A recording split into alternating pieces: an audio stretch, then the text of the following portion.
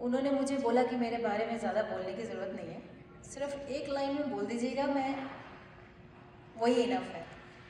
लेकिन मुझे फिर भी कुछ बोलना है उनके बारे में। तो ये हमारे बीच में हैं केवल Tiwari ji, just like a father figure to me. यहाँ पे जितने भी सीनियर्स हैं हमारे, हम लोग फैमिली हैं और सब में एक फादर फिगर, मदर फिगर हमको नज़र आता है। जिनको भी मैं देख रही हूँ सब में है।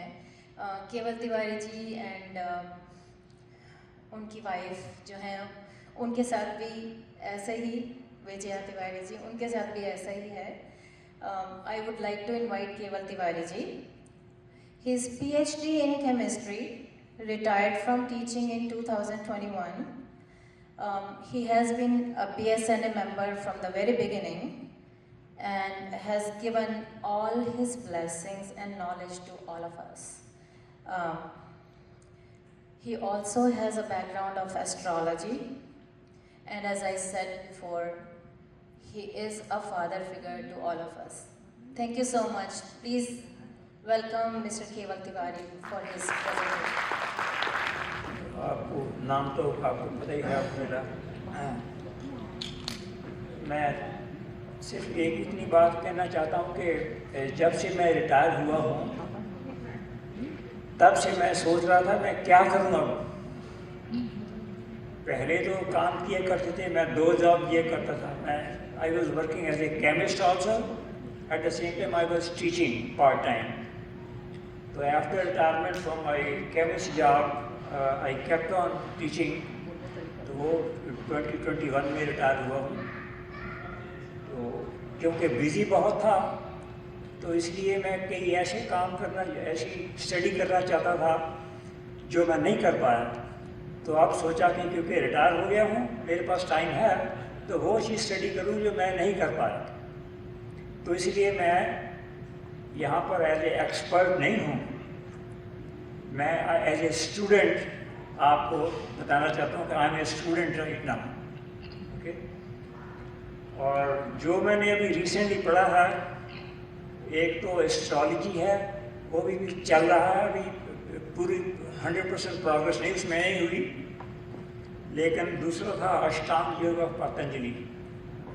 तो जब मुझे पता लगा कि अपनी BSNA की मीटिंग होने वाली है, कन्वेंशन होने वाली है डिट्रॉइट में, तो विजय जी ने मुझे कहा कि आप कुछ बोलना चाहते हैं। तो मैंने सोचा हाँ, कुछ ना कुछ तो मुझे बोलना चाहिए।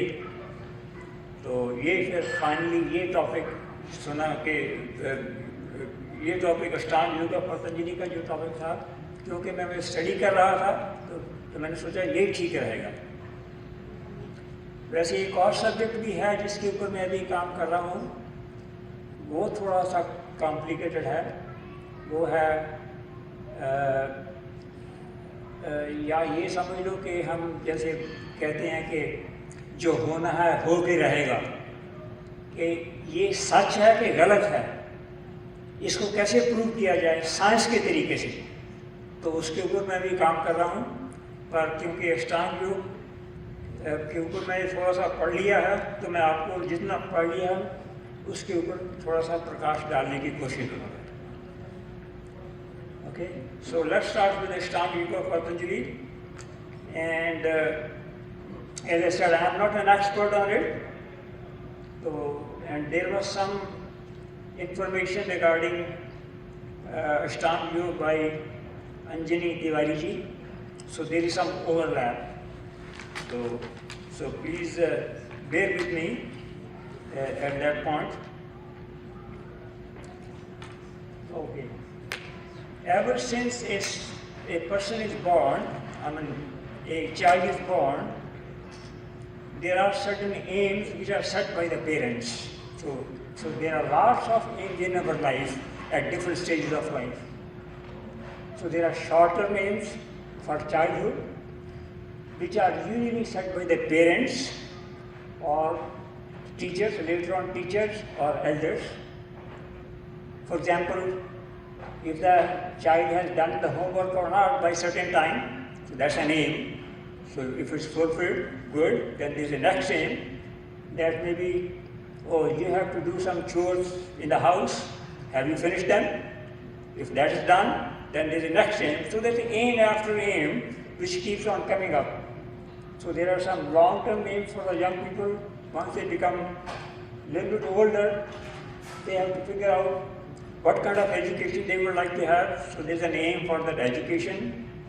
And then for employment, after finishing the education, there's an employment aim. Then there might be some business aim. Somebody wants to start the business.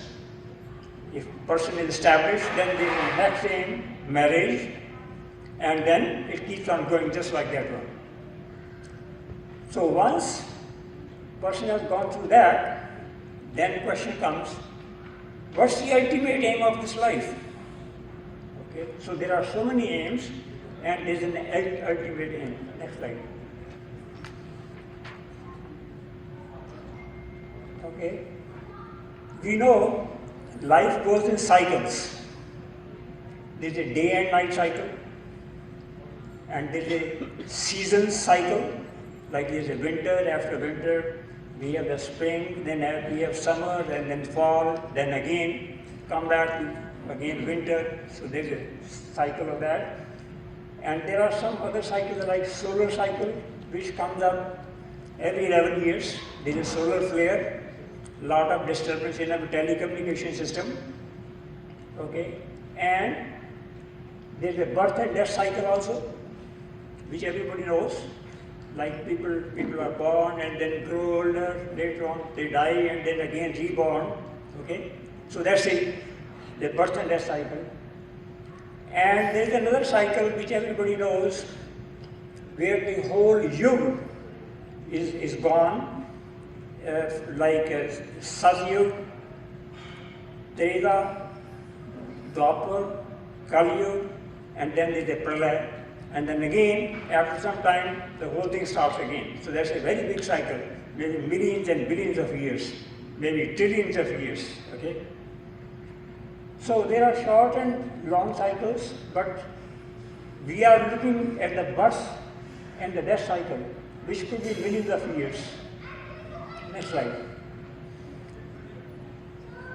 So when we pass through the whole life, we try to reflect on what we went through.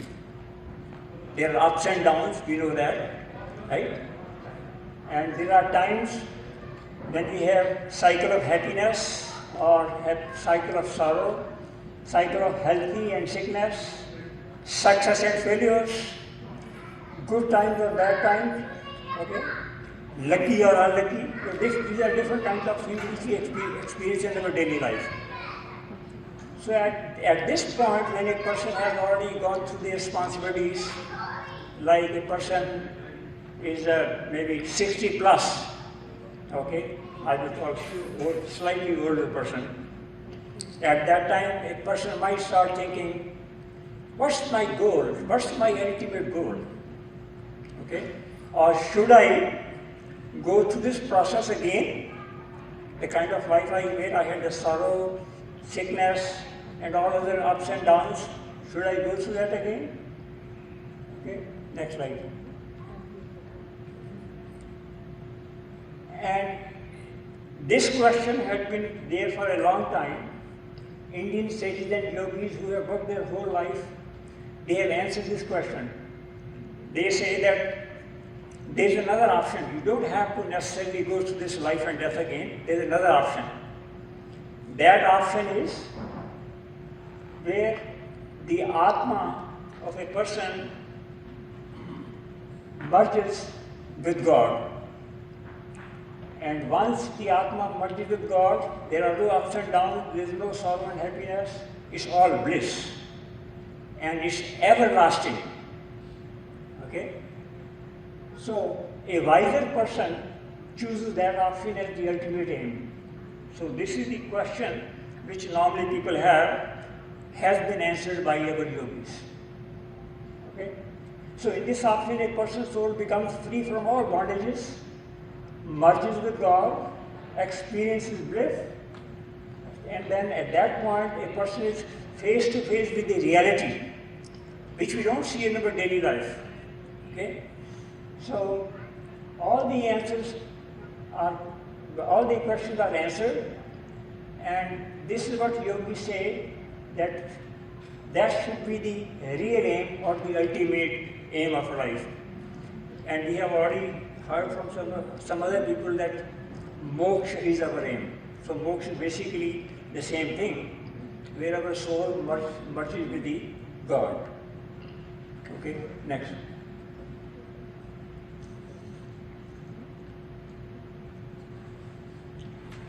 Okay, what are the different methods?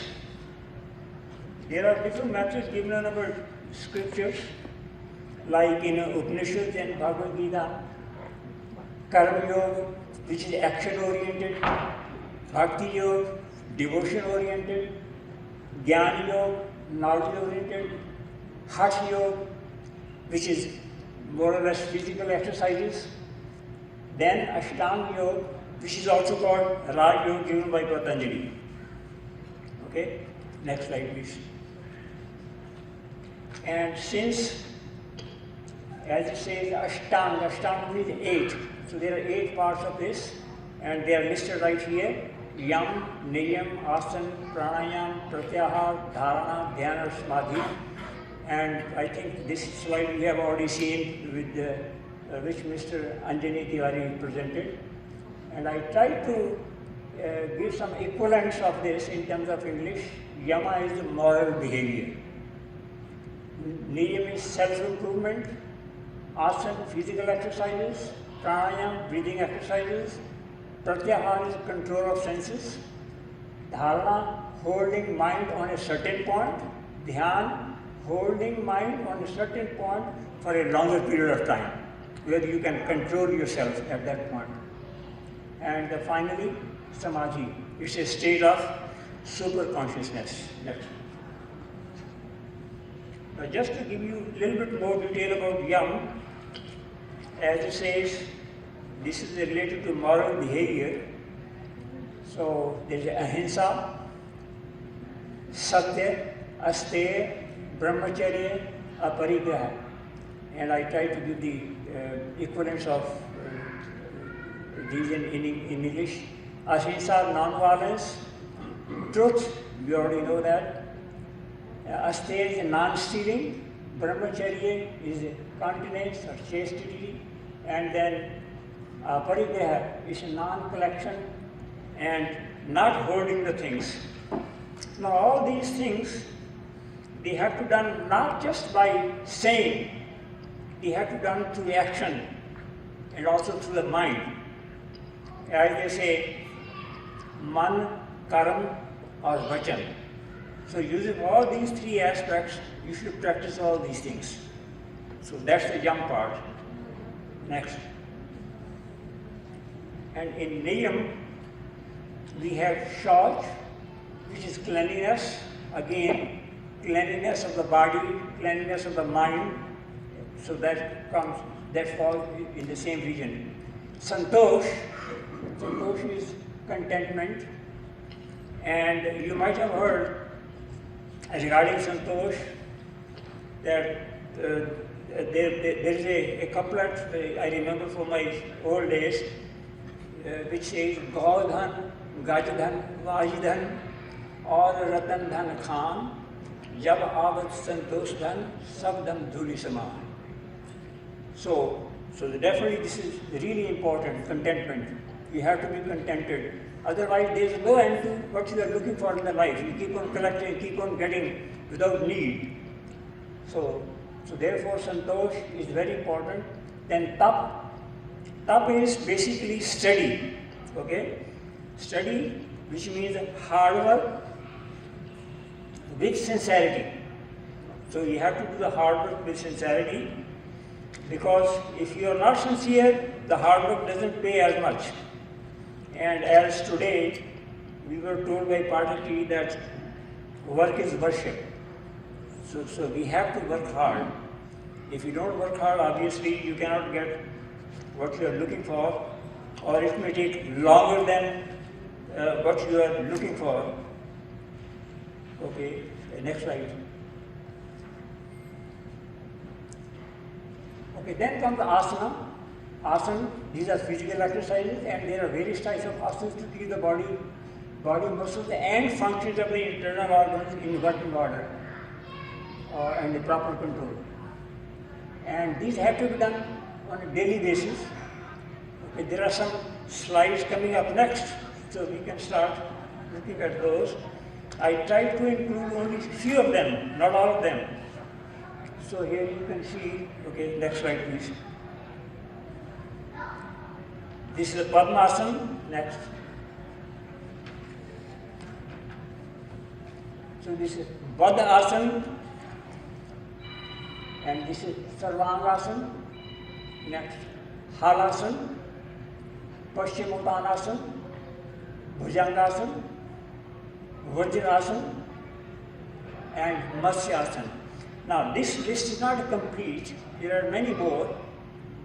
The point which I am trying to tell you is that with these asanas we have seen different poses where you have to twist your body, flex your body, okay, so that all the muscles of the body, they are used up. Because normally in our day-to-day life we are not using all our muscles. And if you don't use them, we lose them. You heard about this one. If you don't use something, you lose them. So with the asanas, different kinds of asanas, you are exercising all the muscles of the body, so the function of the body is kept intact. Okay, so that's the whole point here. So next one please. So next one, number 4 is pranayama.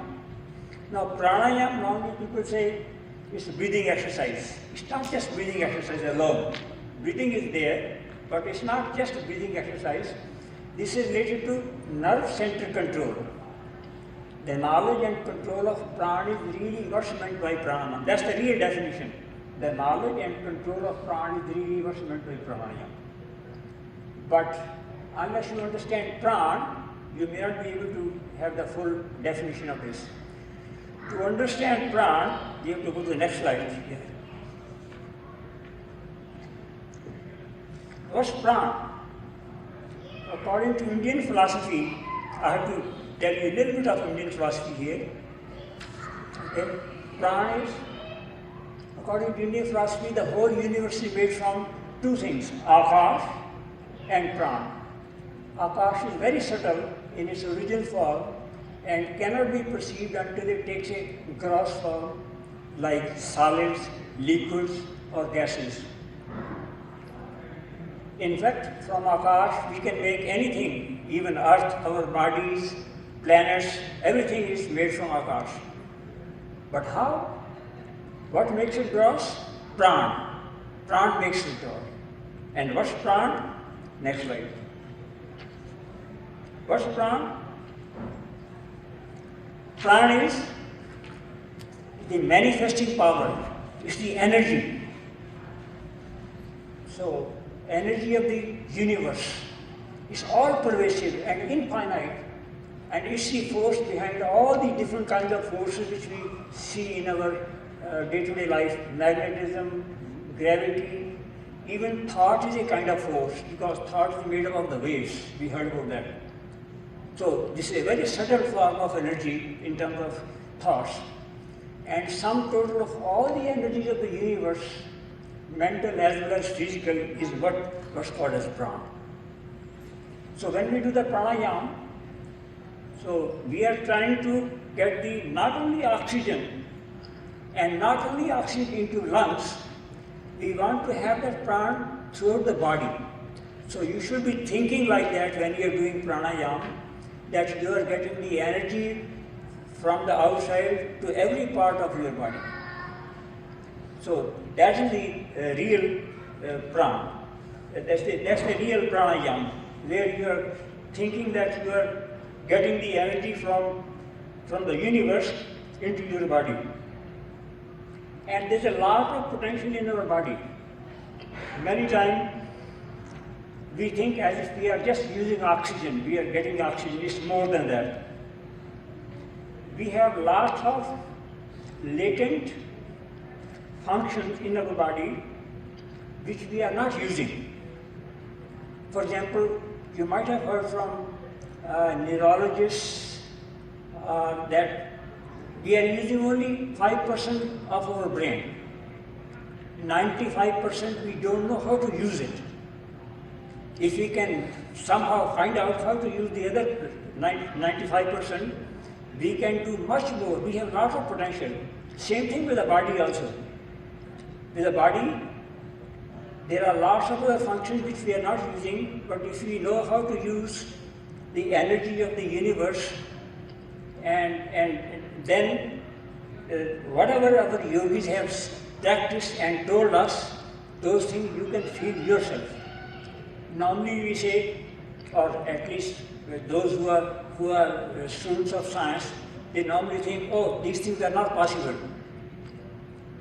It's because the science is still young. It's like a kid. Yogis are like an old, experienced person. So this our present day science still has to grow more, get more information, and get into spiritual part of our life. So far, science is dealing with the material only. But lately, we have seen that there are some scientists who have started thinking in terms of this spirituality also. For example, some of the physicists, they are trying to find out God particle. So they are getting into that area, but still they are not really into the spirituality. But our yogis, as Patanjali told, the yogis were the scientists. Okay? They were scientists who have done research upon themselves. They have looked inside instead of outside, because our modern science is looking only outside. But yogis have looked inside and they have found a treasure of the things. And that's what they have told in our scriptures. So this is, so this has got a lot of potential. And the next slide, please. And as for yogis, pranayama exercise they can control. By using the pranayama, they can control his or her pran.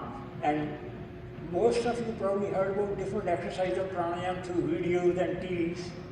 The one I have seen is by Swami Ramdev, and he teaches Anulom, Vilom, and Kapalbhati, and some other ones. I'm not going into detail, because if you really want to learn it, you have to learn from a person who has already practiced those, who knows it, how to do it. So you have to know the right method. Okay? So I will leave this to you in case you are interested in this. So you have to contact some expert in order to understand how to do Anulom, Vilom, Kapalbhati, and other parts of the pranayama. Okay? Next, please.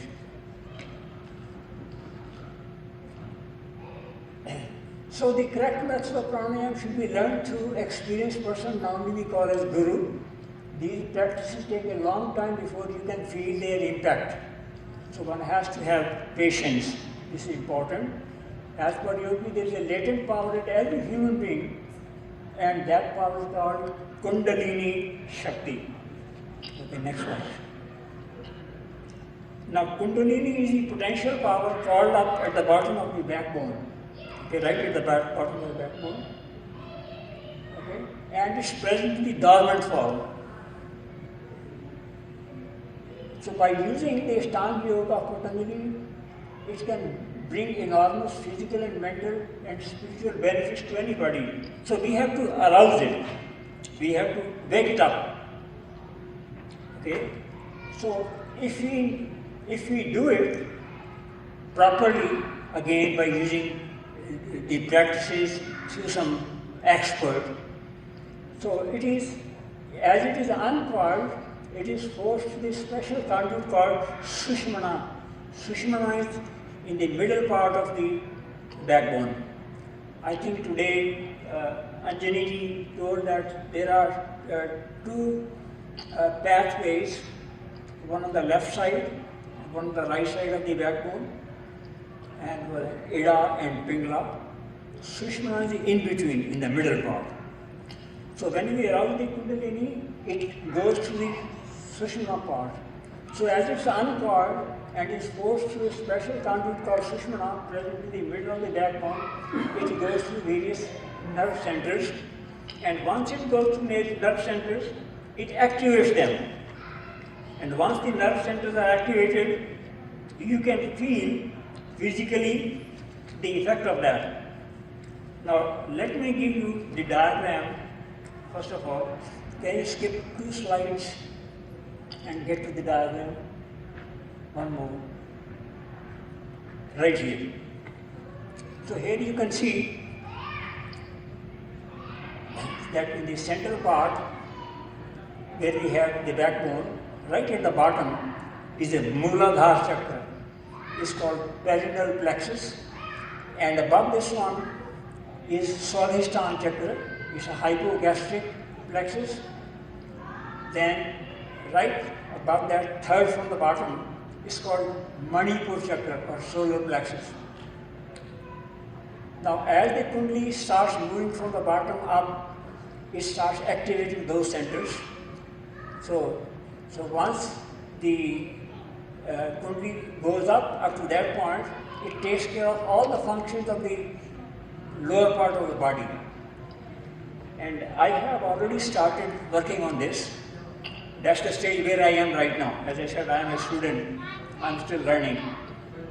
So I have felt myself that I used to have some trouble in my stomach, especially constipation.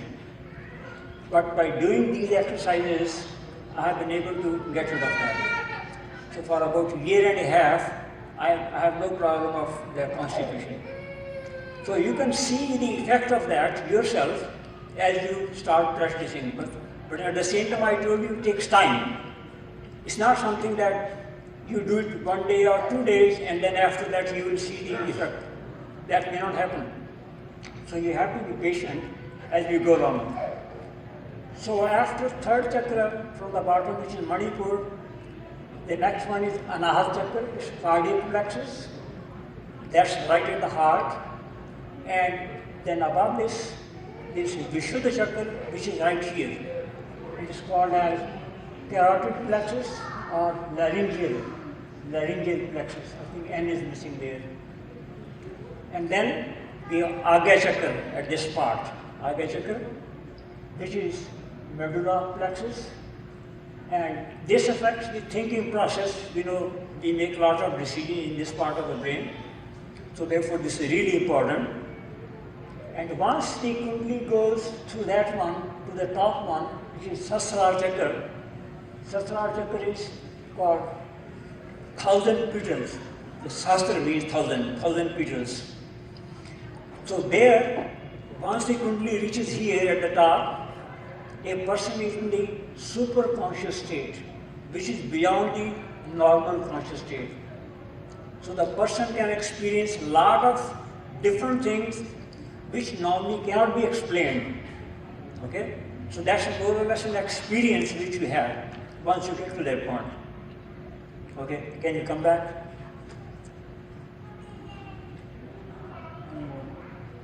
So these are different ones which we talked about. So the diagram shows you that one. The lower center is called the Mooladhara chakra.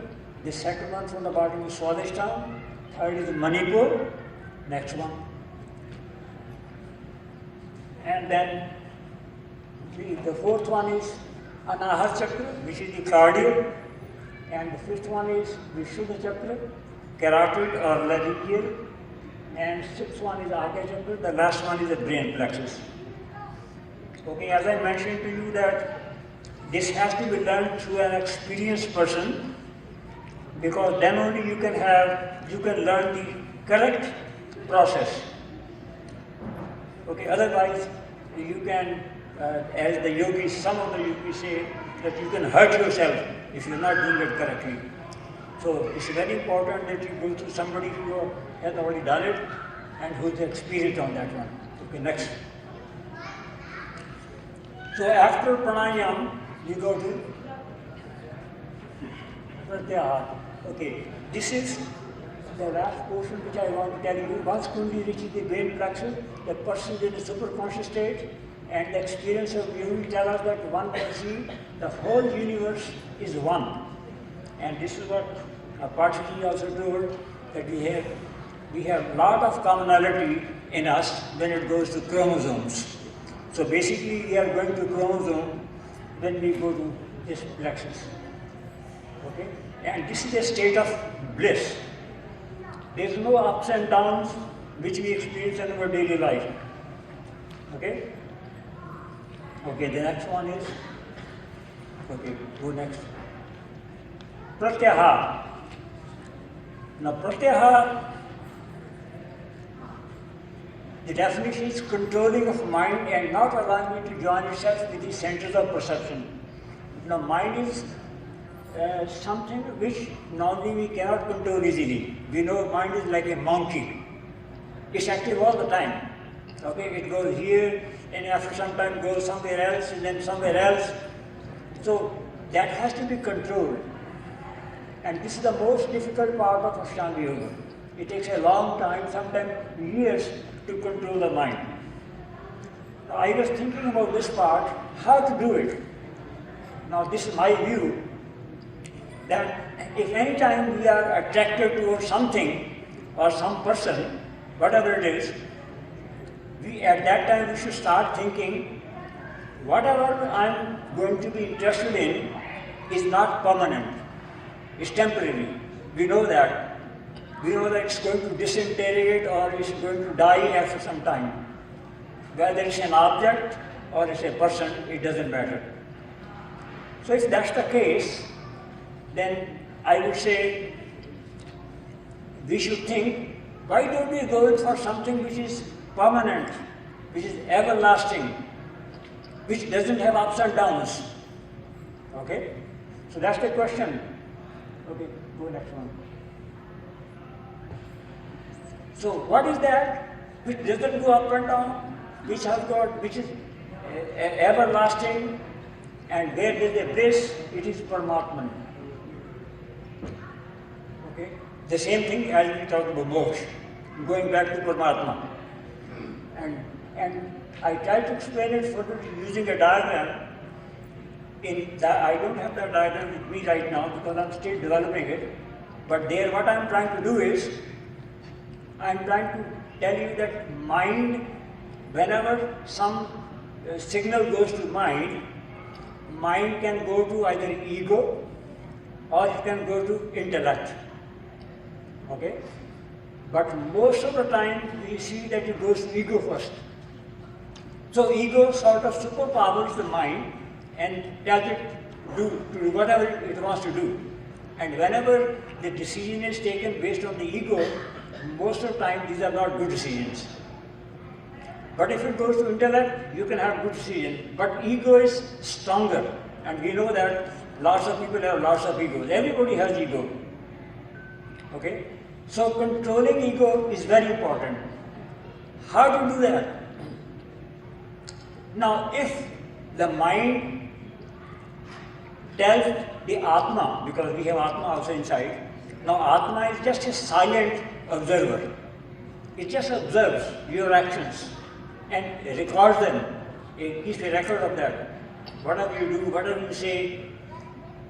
So if mind can give its control to Atma, then if Atma operates, then Atma will be operating at the superconscious level. So therefore, once you are at the superconscious level, then everything will be alright. But that's the problem. How to control mind? How to control mind, I have already told you. If you think that whatever you are interested in, whatever you are attracted towards, whether it's a human person, male or female, or anything in the nature, is bound to be destroyed sometime. So why connect with that something which is bound to destroy? Why don't we connect to something which is everlasting, okay? Which is all powerful, all pervading? I mean, that's where your wisdom comes in the picture. And once you are convinced that you want to link yourself not with temporary, you want to link yourself with a permanent, where there is all happiness, no sorrow, no ups and downs, then you can control your mind. So that's the condition you have to create yourself. Nobody from outside can come and do it for you. Okay? So next slide, please. So here I try to explain that the whole ego, the whole game of life is mostly played in the mind by intellect and ego, which collectively are called as chit. Our Atma is the silent observer and recorder of all our actions. The quality of Atma and Paramatma is the same. So if we surrender the functions of mind to Atma, it will work through higher level or higher plane, which is the superconscious plane, and that's our ultimate aim. So we have to persuade our mind through regular practice that we should give us authority to the soul. Okay, go ahead. So next one is dharana. Dharana is holding the mind to certain points is called dharana. For example, to force the mind to feel certain part of the body to the exclusion of other parts. For example, if we tell our mind to focus only on the tip of the finger, or tip of the toe, or heart only, or particular part of the heart. So if you try to do that, that's what we call as dharana. And next one. And dhyan is when the mind has been trained to remain fixed on a certain internal or external object for a longer time at will. At will is important, where you can keep it there for as long as you want. Okay, so that's the difference. There's not much difference between dharana and dhyan. But dharana comes first, the first step, and next comes dhyan. And the last one is samadhi. And definition of samadhi is mind goes to a higher plane, superconscious, and can stay there a longer period of time as well. And at that point, it's beyond self-consciousness, it's not attached to your body, it's beyond common logic. Whatever thing you feel at that time, they are beyond the common logic. You can't really explain because this is super conscious level. Okay? And one feels a continuous substance in every plane of existence. And this thing is something which only through experience you can tell. Otherwise you really cannot tell. A common man might think, hey, this is magic. But it's not magic. This is a part of our system, part of the body. Okay? So therefore, we have to experience it in case really you want it. I think at this point I'm going to close it. As I said, I'm still a student.